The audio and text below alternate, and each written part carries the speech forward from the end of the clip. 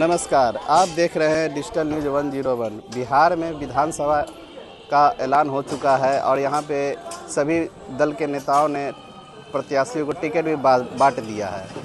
तो इसी के मद्देनज़र अभी हम बांकीपुर क्षेत्र में आए हुए हैं और आइए जानते हैं कि यहाँ की जनता अगला मौका किसे देना चाहती है। आइए बात करते हैं। जी नमस्कार। किस पार्टी को सपोर्ट कर रहे हैं? राष्ट्रीय जनता दल। क्यों?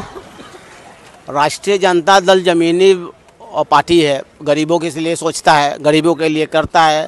1990 से पहले क्या स्थिति थी, किस तरीका का सामाजिक समीकरण था, वो आपको भी पता है, मुझे भी पता है। लालू यादव न होते तो पिछड़ा वर्ग, अति पिछड़ा वर्ग और दलित बोल पाता, कुर्सी पर बैठ पाता, सवाल ही पैदा नहीं था।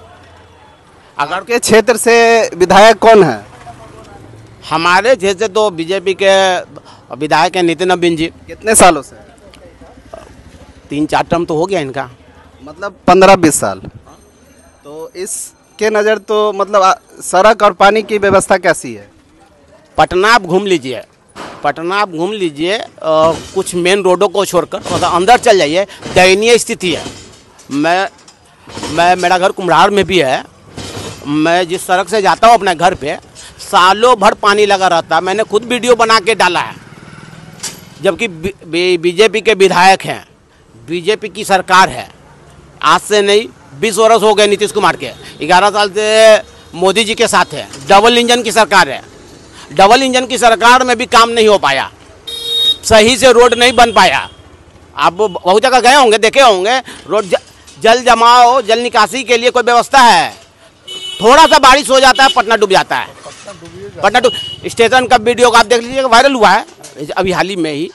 डाकबंगला का हो गया, फ्रेजर रोड का हो गया, कंकड़बाग का हो गया, हर जगह जल जमाव हो जाता है। बीजेपी कहती है कि लालू राज में चरवाहा विद्यालय यहाँ पे खोला गया। चरवाहा विद्यालय खोला गया, उनको समझ नहीं आता है, उनको कॉन्सेप्ट का ज्ञान नहीं है बीजेपी वाले को, न जेडीयू वाले को। लालू यादव ने क्या बोला था चरवाहा विद्यालय के बारे में? उस समय दलित वर्ग से बच्चे या बैकवर्ड वर्ग से बच्चे अपना गाय भैंस लेकर चराते थे और गाय भैंस चराते हुए इधर से उधर चले जाते थे। आदरणीय लालू प्रसाद यादव जी ने क्या किया? एक क्षेत्र को कवर कर दिया, चरवाहा विद्यालय उसका नाम दिया। इसका मकसद ये था कि जो बच्चे गाय भैंस बकरी चराते हैं और जिसके वजह से उनके घर का चूल्हा जलता है, अगर उनको पढ़ने के लिए भेज दीजिएगा तो वो काम नहीं कर पाएगा। लेकिन काम करते हुए, घर का काम करते हुए भी स्टडी कर ले, पढ़ाई कर ले, आगे बढ़ के कुछ बन जाए।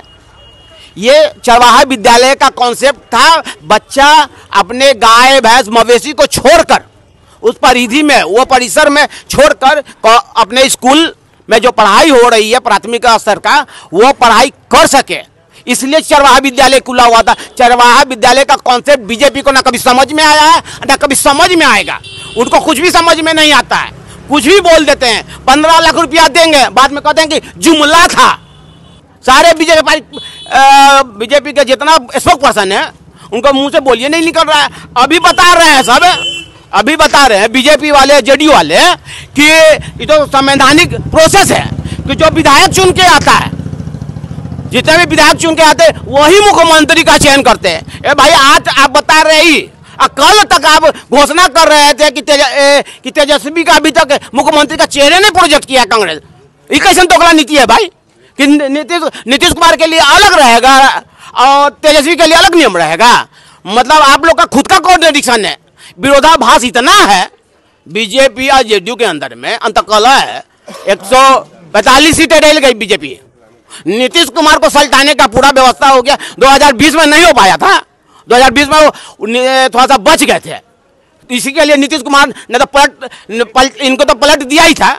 इस बार पूरा मुकम्मल व्यवस्था है। बीजेपी, आपका सीधा आरोप है कि नीतीश कुमार को इस बार सीएम नहीं बनाया जाएगा बीजेपी की ओर से। ये नीतीश कुमार भी जानते हैं, ये खुद नीतीश कुमार भी जानते हैं, उनके वरिष्ठ नेता सब जानते हैं अच्छी तरीके से, कबूल भी किए हैं कि पिछला बार हमारे साथ क्या क्या हुआ। इस बार भी आप देखिएगा किस तरीके से चिराग पासवान को बढ़ाया गया। चिराग पासवान को बढ़ाया गया, क्यों बढ़ाया गया? क्योंकि वो हनुमान है। उनको पता है कि उनको सारा चीज पहले से बताया गया था, आपको प्लांट करके रखा हुआ था कि आपको रुसना है, आपको आप ज्यादा से ज्यादा सीटों पर अड़े रहिए और अंत में इतना सीट लीजिए, और उसमें वो सफल हुए। बीजेपी सफल हुई इसमें। उमेश कुशवाहा को ज्यादा सीटें नहीं मिली, हमको भी ज्यादा सीटें नहीं मिली, 6-6 सीट दोनों को दिया गया। हाँ, तो ये बीजेपी के लिए परफेक्ट नहीं थे। बीजेपी का एकदम हनुमान नहीं है। बीजेपी कोई भी आदमी व्यक्ति किसको चुनेगा? पहले अपने परम भक्त को। परम भक्त है आपके चिराग पासवान, इनके फादर को स्वर्गीय रामविलास पासवान जी और दलितों का बहुत बड़े नेता रहे। बोल सकते हैं कि बिहार के अम्बेडकर थे, कोई दो मत नहीं है, और बहुत बड़े लीडर थे।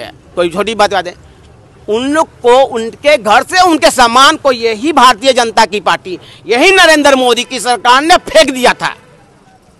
बीच रोड पे फेंका हुआ था उनकी तस्वीरें। बाबा भीमराव अम्बेडकर जी का भी तस्वीर बाहर फेंका हुआ था। ये रो रहे थे चिराग पासवान जी। उस समय इनको समझ में नहीं आया। अब एक कहावत है, बड़ी मछली ना छोटी मछली को खा जाती है। बीजेपी जिन जिन राज्यों में रही है अपने सहयोगी पार्टी को निगल गई है। क्षेत्रीय पार्टी को बीजेपी पूरा सफाया कर देती है। ये बीजेपी का कमिटमेंट है। बीजेपी ने बोला हुआ है कि क्षेत्रीय पार्टी नहीं होना चाहिए, और उन्होंने जो उनके साथ गठबंधन किया हो, शिवसेना का हाल आप जान ही रहे। नीतीश कुमार का भी स्थिति सीट पिछला बार ला दिए थे कितना, और अब की कितना पे लाएंगे भगवान ने जानता होगा। अतः 2020 में तो चूक गए थे राष्ट्रीय जनता दल, किन्हीं कारणों से बहुत सारी चीज़ें हुई थी। लास्ट में जो जीत रहे थे वो हार गए, जिनको जीत का सर्टिफिकेट मिल गया था उनसे भी सर्टिफिकेट ले करके फिर उनको जिता दिया गया, और महागठबंधन नहीं बनाए। लेकिन इस बार सुनामी है। सुनामी इसलिए सुनामी है कि तेजस्वी यादव ने जो काम अपने कार्यकाल में किया, डिप्टी सीएम रहते हुए और कह के किया, वो किसी ने नहीं किया तक।